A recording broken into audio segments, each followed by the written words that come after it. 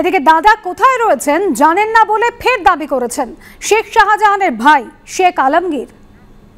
শাহজাহান যে নেই, আমরা মাঝে মধ্যে দেখেছি যে ডিপি চেঞ্জ করা হচ্ছে বা এই যে অডিও বার্তা, মানে এগুলো কি উনি ওনারই গলা? আপনি তো শুনেছেন অডিও বার্তাটা সম্ভবত ওনারই গলা হবে, কিন্তু যেটা ডিপি চেঞ্জ আমার যতটুকু জানা উনি কোনো সোশ্যাল ওয়ার্কের কাজ নিজে করেন না।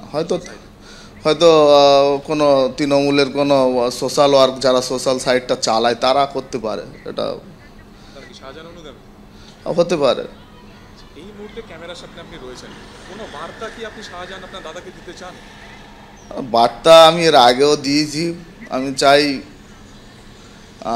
তিনি, আমরা আইনের ঊর্ধ্বে কেউ নয়, অবশ্যই তিনি যত দ্রুত পারুক এটাকে নিষ্পত্তি করুক এবং আইনকে সম্মান জানিয়ে আইনতভাবে আইনি প্রক্রিয়ার উপরে এই জিনিসটার নিষ্পত্তি করা হোক। আত্মসমর্পণ করুন তাই চাইছেন? দেখুন, আমি এখনো পর্যন্ত কোর্ট তাকে দোষী সাব্যস্ত করেনি, অর্থাৎ আমিও তাকে দোষী সাব্যস্ত করতে পারছি না। এই জন্য আত্মসমর্পণের গল্পটা তো তিনি বারে বারে নিজের সমস্ত রকম সাহায্য সহানুভূতি করবে আদালত আইনকে, তার জন্য তিনি একটা আগাম জামিন চাচ্ছে বারবার উকিল দিয়ে, সেটা দেখছি মিডিয়ার মাধ্যমে।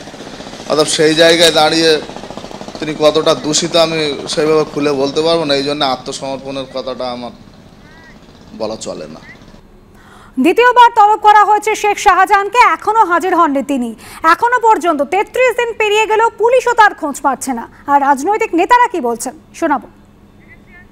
এই শাহজাহানের সাম্রাজ্যের যারা বিভিন্ন কর্তা ব্যক্তি, তারপর ওর ভাই বন্ধু যত আছে, এগুলোকে সব কোমরে দড়ি বেঁধে ঘোরানো উচিত।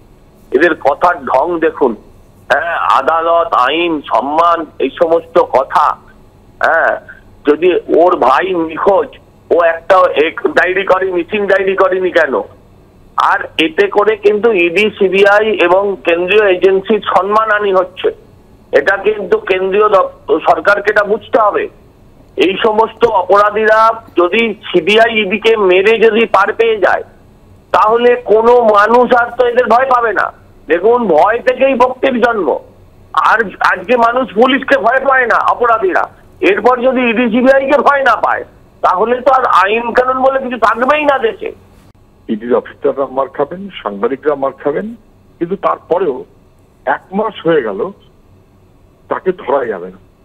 এটা রাজ্য পুলিশের অপদার্থতা, এটা ইডির অপদার্থতা এবং এটা শাসক দলের অসভ্যতা কিরকম তা বোঝা যায়। হেডমাস্টার মশাই তাকে পুলিশ ধরতে পারছে না, কারণ তিনি আগাম জামিনের আবেদন করেছেন।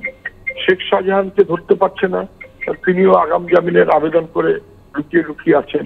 তাহলে পুলিশ কোনটা পারে, কোনটা সম্ভব? শাসকের ঘনিষ্ঠ এইটাই কি ছাড়পত্র যে আমি হাজিরা দেব না, আমাকে পুলিশ ধরতে পারবে না?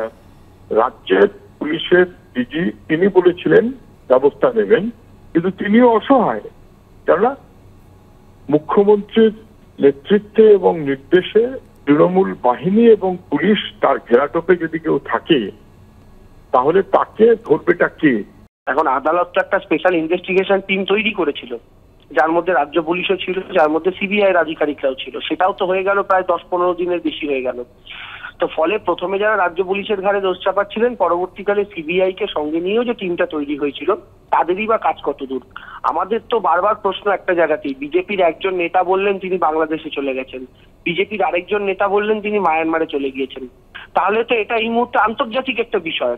তাহলে এটা সম্পূর্ণভাবে সেন্ট্রাল গভর্নমেন্টের ব্যাপার। এখন তারা ইন্টারপোলকে ইউজ করবেন না কাকে ইউজ করবেন তাদের ব্যাপার। এই উত্তর তো তৃণমূল কংগ্রেস পরিচালিত রাজ্য সরকার দিতে পারবে না।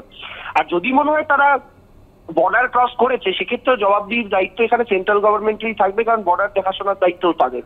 রাজ্য সরকারের ক্ষেত্রে রাজ্য সরকার খোঁজার চেষ্টা করছে, কিন্তু সত্যি যদি বিজেপি নেতাদের কথা সত্যি হয়ে থাকে, তাহলে এই দায়িত্ব কেন্দ্রীয় সরকারের।